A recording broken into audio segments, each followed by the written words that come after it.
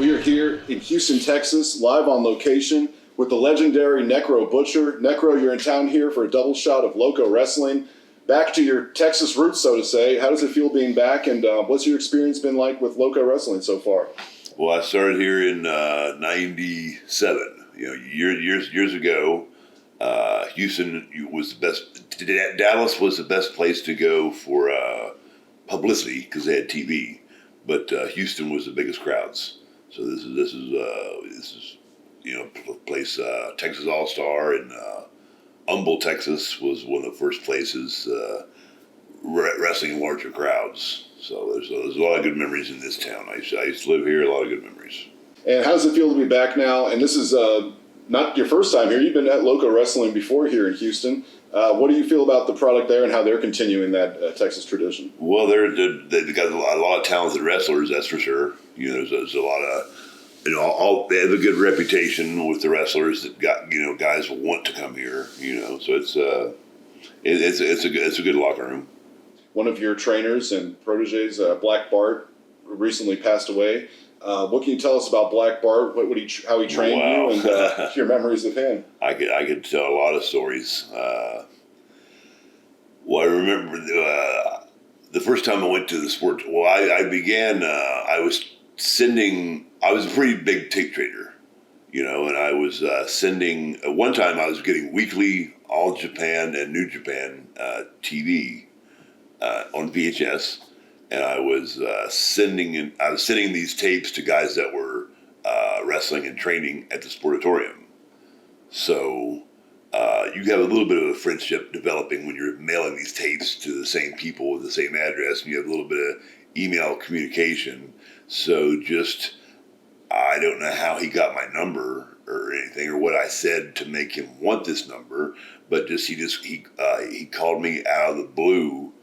No warning, as Black Bart, not as, as the Rick Harris. Hey, so I hear you think you're tough and you want to come to the Sportatorium. Whoa, Black Bart's calling me on my phone. Why is he tough? Because you talk to these wrestlers. There's a little bit of communication, and I wasn't mentally prepared to say no to Black Bart telling me to come to the Sportatorium. So. I grossly underestimated how long it would take me to get there. I got to Dallas at like 3 a.m. If you know where the Sportatorium is, it's liquor store, pawn shop, liquor store, pawn shop. That's the first time I ever saw a bum in my life. The first time I was ever on a plane was going to basic training. I'm a little country town in West Virginia, so I never saw a bum before. I'm at the Sportatorium, and this guy comes up and starts talking to me. He asked for a candy bar he saw, like a half-eaten candy bar. I had my console. He asked for and then more bums started coming. It was like a Night of the Living Dead. Like the sun's not even up, and I thought, man, I better get back on the interstate and go to a rest stop or something and sit. But I didn't want to be late. I was not going to be late for Black Bart telling me to come to the Sportatorium. So I just, all right, I said, I'll be there now. And I guess 3 a.m. maybe when I got to the Sportatorium. But that was, and back then you wouldn't even. It was different now. Nowadays, back then you paid a whole bunch of money, and they beat you up, and that was that. And if you didn't care, if you didn't come back, who cares? They had your money. Now it's where we want to string you along for make payments and come every week or come every month or whatever, and they don't really. There's no motivation to drive them off because they want to keep that money coming in. Where it was different back then. I had to get a large sum of money to take to the Sportatorium with me. I was very, very much implied and understood to have this money, which I did, and they would just beat the crap out of you, and if you didn't come back, who cares? Because they already had all your money. But it was that was you weren't even allowed in the ring for like 6 weeks. For 6 weeks, you'd be on the floor, doing like waist locks and headlocks and hammer locks and wrist locks and reverse bear hugs and just working through all these holds. You just work all the holds, and then after 6 weeks, you get in the ring, and then I don't know. It was an exciting time, that's for sure. But I never. They beat me up so bad. And then at the end of all this, they asked me a question I wasn't ready for. I mean, all the wrestlers were laughing at me. So, are you coming back next week? I didn't think that was an option. I thought the beating was to tell me not to come back. I didn't know. So I just thought, well, I'll be stubborn. Yes, I'll be back. And my plan was, I'm just going to keep coming back until they tell me not to come back. I mean, clearly they're kicking the crap out of me. They don't want me here, but they're asking me to come back. All right, these guys. I'll keep coming until they tell me not to come. And there we are, 30 years later, talking to you. They haven't told me not to come back yet. They think you give me an option, so I'm coming back. Was that intimidating to get down there and see someone that's a former NWA star, WCCW champion, Black Bart, and then have other guys that are legends at the Sportatorium kind of training you and beating you up, so to say?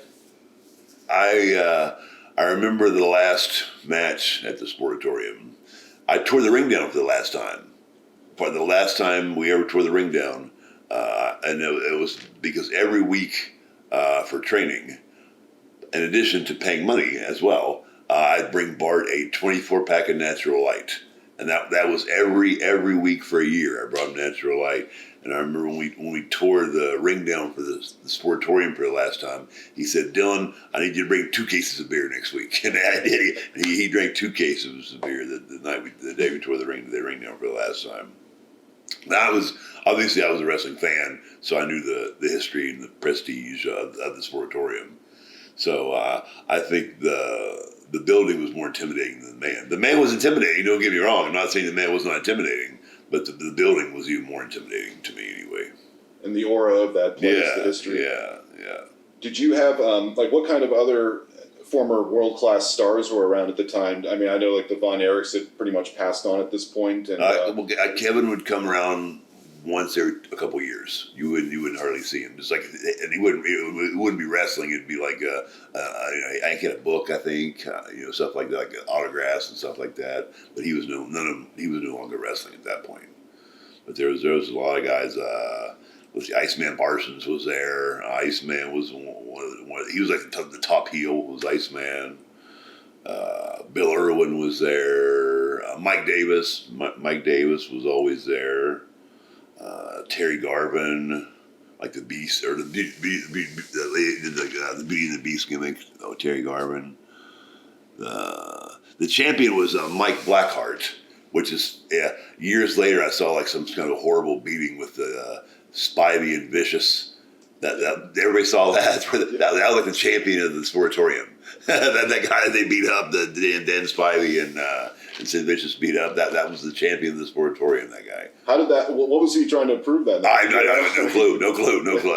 I guess somebody got his head and told him something that wasn't true or whatever. But that guy was like he was like the champion of the Sportatorium then. Because he knew how to work. He was trained and everything, and then he was in a preliminary match and kind of just, Yeah. It was, I didn't know what the hell was going on. I was a kid, but that was our champion, Mike Blackheart.